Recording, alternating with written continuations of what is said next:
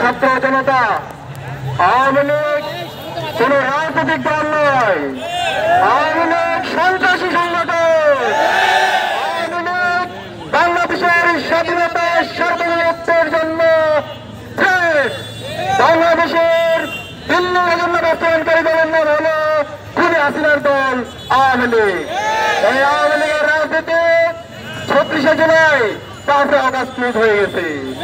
এই আওয়ামী লীগের দালালদের, খুনি হাসিনার দালালদের যেখানে পাওয়া যাবে সেখানে প্রতিরোধ করে তুলতে হবে। আমরা আজকে 1.5 বছর পরে খুনি হাসিনা এবং তার দূষণের বিচারের দাবিতে আমাদেরকে রাস্তায় নামতে হচ্ছে। আজকে শহীদদের রক্তের উপর যে অন্তর্বর্তীকালীন সরকার গঠিত হয়েছে, তারা গত 1.5 বছরে কি করেছে আমরা আজকে জানতে চাই। খুনি হাসিনার যে প্রশাসন, যারা গণহত্যা এবং শিশু হত্যায় সহযোগিতা ছিল, যারা খুন আইনগরের সহযোগী ছিল, তাদের বিরুদ্ধে কি ব্যবস্থা নিয়েছে ইন্টারিম সরকার, সেটা আজকে আমরা জানতে চাই।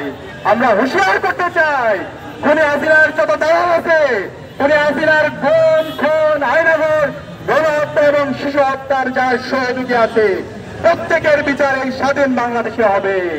তাদেরকে যেখানে পাওয়া যাবে বাংলাদেশের মুক্তিকামী ছাত্র জনতা, সকল রাজনৈতিক দল, ছাত্র সংগঠনকে আমি অনুরোধ করবো, খুনি হাসিনার দূষণদের যেখানে পাওয়া যাবে সেখানে প্রতিরোধ করে তুলতে হবে, থানায় দিতে হবে।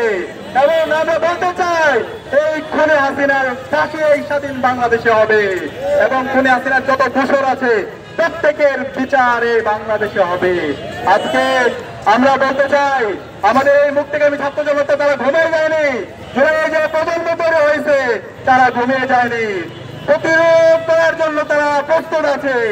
খুনি হাসিনা এবং তার দূষণকে যারা দায় মুক্তি দেওয়ার চেষ্টা করছেন, সেই রাজনৈতিক দল হোক, ছাত্র সংগঠন হোক, ইন্টারভিউর মধ্যে যারা ঘাটতি মেরে যারা প্রতিবাদের দোষর হিসেবে কাজ করছেন, তাদেরকে হুঁশিয়ার করতে চান, আপনারা সাবধান হয়ে যান, আপনারা সাবধান হয়ে যান। আপনারা যদি খুনি হাসিনাকে দায় মুক্তি দেওয়ার চেষ্টা করেন, বিচারের নামে আপনারা হাইকোর্টে যান, আপনাদের প্রত্যেককে আমরা দেখে নিব।